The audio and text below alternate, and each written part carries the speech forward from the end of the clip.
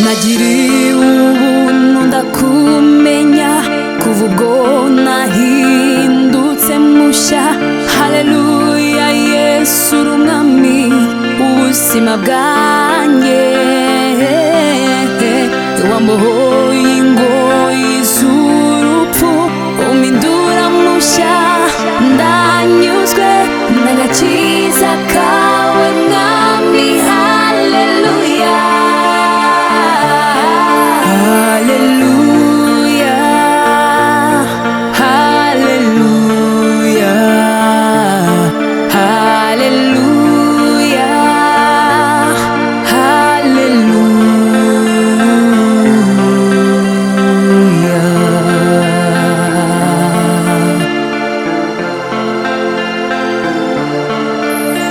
nzakwamamaza isi yose ikumenye, mvuge hose imirimo myiza ukora.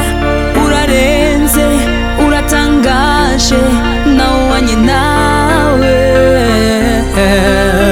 nkamuraganje uzahora ku ngoma.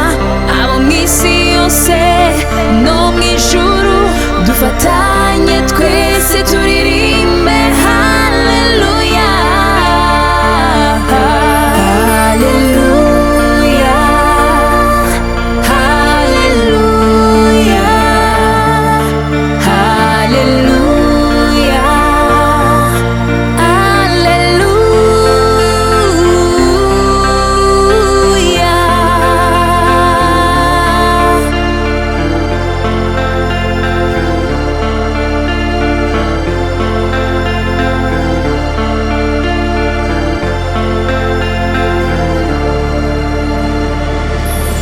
menye neza ko ari wowe umwami utanga amahoro, uruhura abarushuhoza ubabaye. Mwami ni wowe soko idakama, ukunyoyeho agira ubuzima agahora aririmba haleluya.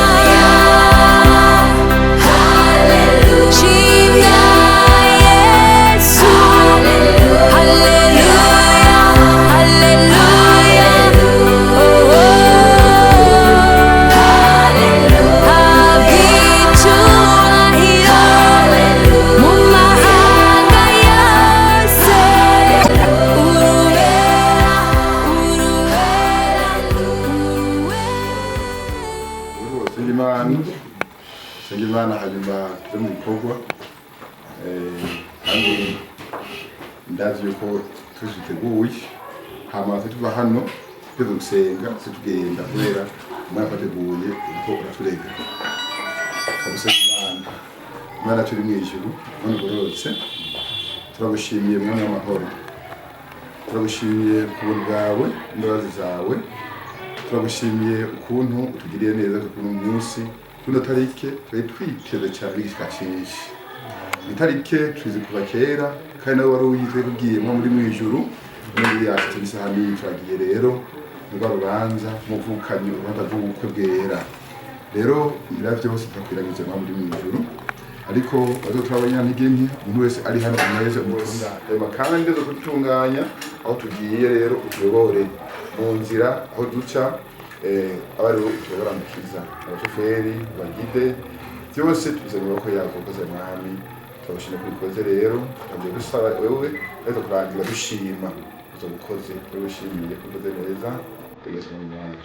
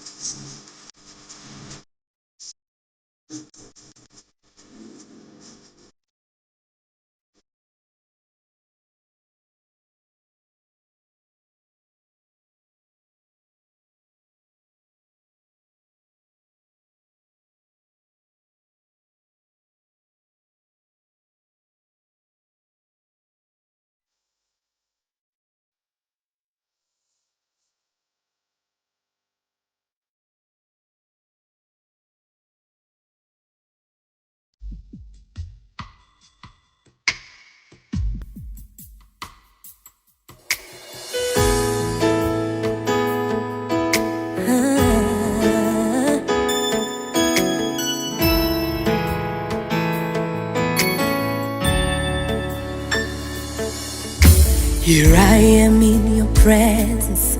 It's maybe hard for me to see, hard for me to understand, but I'll trust in your ways.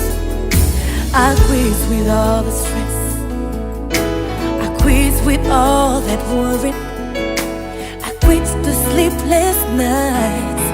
I will trust in your plan. That is what I say. Today is my day. Something big is about to happen. Oh, today is my day. I believe I am next in line for a miracle. Everything is turning around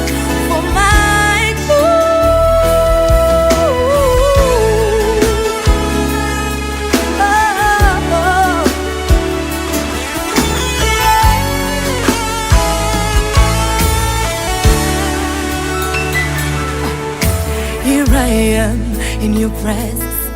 It's maybe hard for me to see,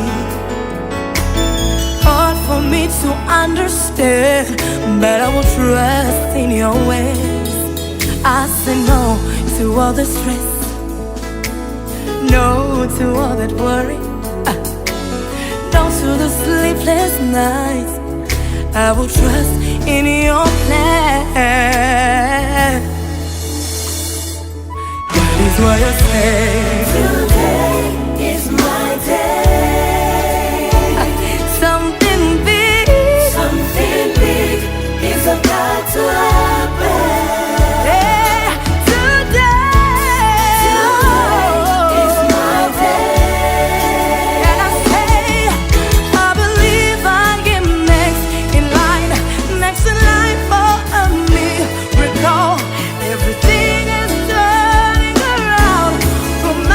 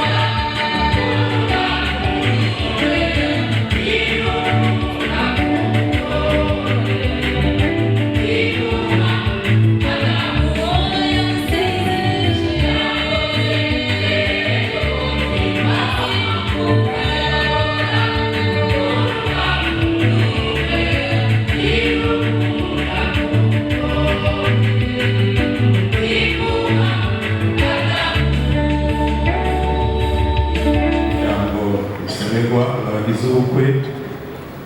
Turahaye ikaze Pasiteri Romani abasomere ijambo ry'Imana. Kaze. Kandi niteka no ku nshuti n'abagenzi, niteka kandi no kuri aba bagize ubukwe uyu munsi. None rero nk'ishengero turabakeje kuri intambuko nziza ushitse ko uno munsi, kandi iri teka Imana ibateye ntimuze muryibagire mu byiza byose Imana yabakoreye n'ibyiza bakorera n'iki kibayemo. N'ikimenyamenya nuko mu gitamaza hariya muryango w'ingoro y'Imana twese twaciye tubahagurukira.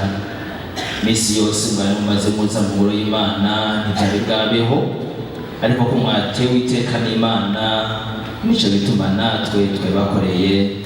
Yesu abahezagire. Dusome amajambo y'Imana muri iki gitabo c'Itanguriro. Niho tugiye gusoma amajambo y'Imana, umurongo wa 18. Haravuga ngo Uhoraho Imana aravuga ati si byiza ko umuntu yibana wenyine, hinge ndamuronderere umufasha bikwiranye. Nuko ibikoko byose byo mu misozi n'ibiguruka mu kirere byose ibyo Uhoraho Imana yari yabumbye mu ivu abizanira uwo muntu ngo arabe ingene abyita amazina. Kandi izina uwo muntu yise ikiri n'ubugingo cyose ricarira izina ryaco. Uwo muntu abyita amazina uhereye ku bitungwa byose no ku biguruka mu kirere no ku bikoko byo mu ishyamba byose, ariko ntihabonekamwo umufasha akwiranye n'umuntu. 2:1. Maze Uhoraho Imana asinziriza uwo muntu butikoma, agisinziriye amukuramo urubavu rumwe ahomeka inyama mu gishingo cyarwo. Urwo rubavu Uhoraho Imana akuye muri uwo muntu arukuramo umugore aramumuzanira. Maze uwo muntu aravuga ati ubu ni igufa ryo mu magufa yanje, ni umubiri wo mu mubiri wanje. Azokwitwa umugore kuko yakuwe mu mugabo. Nico bituma umugabo azosiga se na nyina akabana n'umugore wiwe, ubutakivana bakaba umubiri umwe. Bana nishimwe cyane.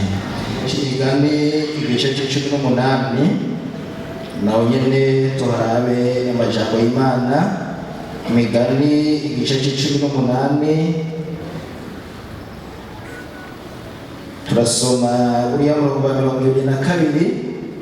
Haravuga ngo uronse umugore aba aronse ikintu ciza, kandi aba aronse ingabire ahawe n'Uhoraho. Igice c'19 ku murongo wa 14 haravuga ngo urugo hamwe n'itunga umuntu abiragwa n'ababyeyi, ariko umugore aciye ubwenge amuhabwa n'Uhoraho. Imana nishimwe cyane. Kandi ubukwe kugira ngo bubeho, kimwe mu bituma ubukwe bubaho twagomba kuvuga ni icyo bita amasezerano. Amasezerano ni igikorwa ubwa mbere gishobora kuba hagati y'umuntu n'Imana. Aba bene data bagize ubukwe uyu munsi n'ababugize mu bihe birenganye n'abazobugira, iyo umwe ageze mu bigero arashobora kujya ahantu agapfukama agasenga, ugasanga mbere arashizeho isezerano imbere y'Imana ati Imana ukazomwo tuzobana, bizogenda ukuntu. Mbere n'Imana nayo nyine ubwayo muri rwa rukundo rwayo ikanagendera uyu muntu nayo nyine ikamusezeranira iti uwo muzobana. Ayo n'amasezerano. Kandi hariho n'amasezerano aba hagati y'umuntu na mugenzi we. Iyo abazobana bamaze kuberukana, hari igihe baca ahantu muri bya birango byabo, ugasanga umwe asezeranira uwundi ati urazobera papa, urazobera mama, ati by'ukuri nzobigukorera. None yose amasezerano aba hagati y'umuntu na mugenzi we. Hari n'amasezerano rero aba hagati y'umuntu n'amategeko. Aba bene data bicaye hano mbere y'ishengero barashoboye kuronka umwanya wo gushika imbere y'amategeko y'igihugu, barasezerana imbere y'ayo mategeko. Ayo n'amasezerano rero aba hagati y'umuntu n'amategeko. Uyu munsi n'iyi saha icatumye baza hano, naho rero bagomba kuhasezeranira. Hari amasezerano hava abera hano. Ibyo byose rero biri muri wa mugwi w'amasezerano agize uyu munsi mukuru w'ubukwe. Turiko turavuga agaciro k'ubukwe, ariko kandi tutibagiye ko isezerano rirafise ibirigize. Ubwa mbere isezerano rigizwe n'abarigiraniye, nibo baba bicaye imbere yacu uno munsi. Kandi isezerano rirafise ibirigize iryo ari ryo. Uyu munsi ni iby'ubukwe. Isezerano riragira n'ikibanza riberamo. Baraha mu rusengero, barabaye n'ahandi. Isezerano kandi hari n'igihe usanga rigira n'ibyabona. Nagomba ndabibutse mwebwe Imana iteka mukagira ubukwe, hari ikintu mwakoze mutari muzi. Mu ruhande rumwe birashoboka ko mwavuga ngo dukoze iki, ariko umuntu arabwira n'ikindi. Mwagiye mutanga ubutumire butandukanye, mutumira, ariko hariya mwariko mwihamagarira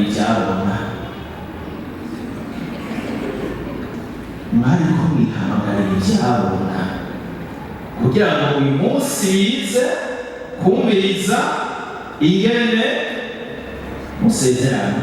Turabasabiye ngo Imana ize ibashoboze muze muyashitse.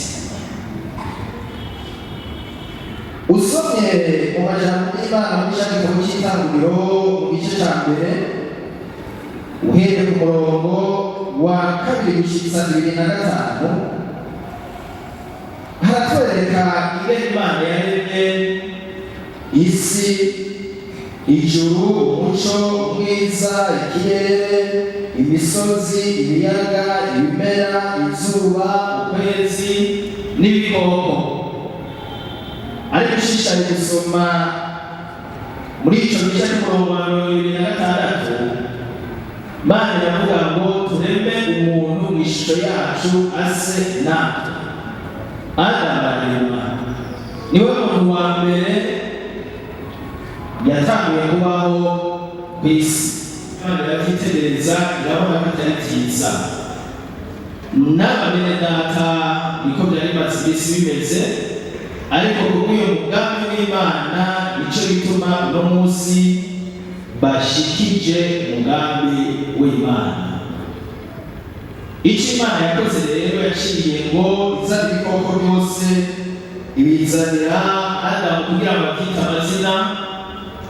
Ugaba ijambo risozera rivuga ngo ntihigera habonekamo umufasha akwiranye nawe. Cyangwa se yari igikorwa cy'Imana. Imana iramusezereza Adamu, imukuramo urubavu, irarutunganyamo undi muntu, iramumuzanira. Yikambuye amwitegereje, aranezerwa. kunezerwa. Adamu ashaka ati ubu wewe uri igikoko ariko uzokwitwa umugore kuko kuwe umugabo. Impanuro mu ijambo ry'Imana tubahaye kugira ngo urugendo mutangire umunsi rugende neza. None rero twagomba dusabe mwebwe mugize ubukwe muhagarare tubasomere ijambo ry'Imana ryo kubafatanya. Ijambo ko umuntu yirukana umugore wiwe, nawe arababaza ati Mose yabategetse iki? Baramwishyura bati Mose yemeye ko handikwa ikete ryo kubamanura akamwirukana. Yesu arababwira ati gukomanara kw'imitima yanyu niko kwamwandikishije icyo cyanditswe. Ariko uhereye mu ntango y'ukuremwa Imana yabaremye bari uburyo bubiri. Nicyo gituma umuntu azosiga se na nyina akabana n'umugore wiwe utakivana, bombi bakaba umubiri umwe. Bituma batakiri babiri ariko baba babaye umubiri umwe. Nuko icyo Imana yamatanije umuntu ntazokimature. N'aya majambo nayo dusomye hano n'abafarisayo baje kuri Yesu. Amajambo y'Imana abafarisayo baje kuri Yesu bamubaza ko byemerwa ko umuntu ashobora kuvana n'uwo babana. Hanyuma rero Yesu arabaza ati none musome iki mu byagezwe? Baramwishyura bati mu byagezwe bya Mose biremerwa. Yesu aravuga ati ibyo Mose yabyandikishijwe n'ugukomanana kw'imitima yanyu. Ariko uhereye ubwa mbere na mbere Rurema yaremye abantu bari uburyo bubiri. Ngo nicyo gituma rero umuntu azosiga se na nyina akabana n'umugore wiwe akaramata bakaba umubiri umwe ubutakivana. Uhereye uyu munsi nta kintu na kimwe atari ubupfu cyangwa izamba kizobatandukanya. Muragize ubukwe kandi murabona ko bimeze neza, ariko turashaka isi magerageza bakazobura. Ibintu birashobora guhinduka bigahinduka bishishara kuba byiza, ariko nawe ntiburamo amagerageza bigahinduka mbere biba na bibi, ugasanga bibaye amageragezwa. Aho umuntu aciye ahantu hari ugasanga arahari, ariko ibyo byose ntihagire ikizoza nk'icyandurutsa icyotuma ushobora kubana. Mukabona hari ibije bimeze nk'ibirondera icyo muraza mwigeze kuba muvuga mu gusenga kugira ngo Imana ibatere iteka. Murazoja hanyuma mwongere mupfukame, mwongere musenge, nta kabuza yaba atite uno munsi izoseruka yongere Imana namwe ibashoboze urugendo mushishikare muze mushike mu bwami bw'Imana amahoro. None rero ntakaruta Imana Gerard uri imbere y'Imana, imbere y'ishingiro ry'Imana n'imbere y'abakozi b'Imana, uremeye kwakira imbere Kelia nk'umugore wawe, uremeye kuzobana nawe ubuzima bwawe bwose kugeza urupfu rwatandukanije.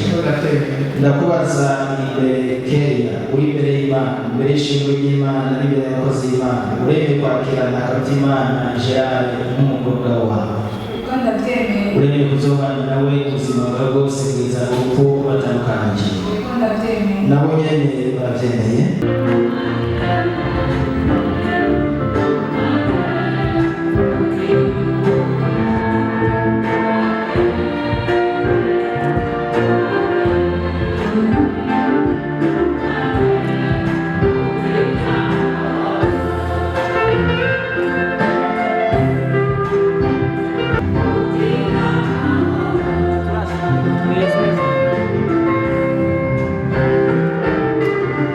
Abakozi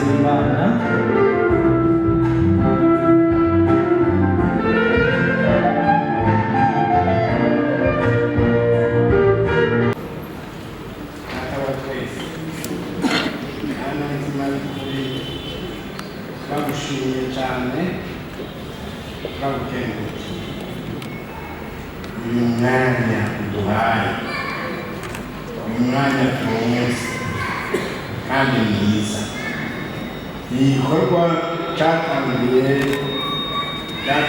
bwawe fatanya abantu babiri ba mbere n'uyu munsi urashafatanya turasenze mu izina rya Yesu abantu bagize ubukwe Imana tubagereranyije kurya kwabagize ubwa mbere kuri Adamu na Eva n'uyu munsi aba niko bimeze barabafatanyije bakiri kumwe mu izina rya Yesu ijambo ni ibijyanye niyo ufatanya abantu babiri kugira ngo bakiri kumwe turabasengeye ubafatanye abantu bagize ubukwe mbere y'ishengero ryabo ubahezage ubambike ubwiza bwawe bagire ubushobozi bwo muri mwenda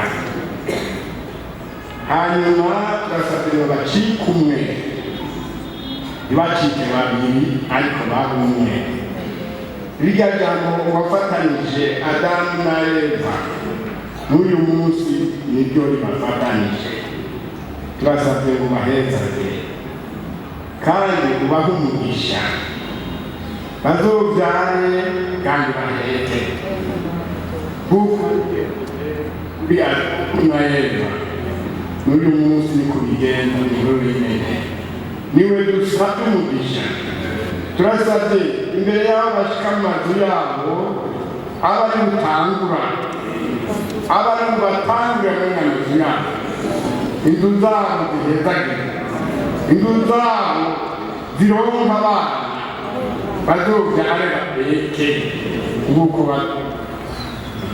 uyu munsi w'induka jambo ryawe ni iry'ukuri turazasengera Imana ngo bafatanye ubwawe bakiri kumwe na cyane cyane bamwe mbere kandi iherezo bazora mu bugingo budashira ubonerwa muri Kristo Yesu urakoze kubyemeye urakoze kubahezagiye kandi bazobyare baheke nk'uko wabigenjeje kuri Adamu na Eva uri wa wundi kandi uri Imana idahinduka gusenga Yesu amen.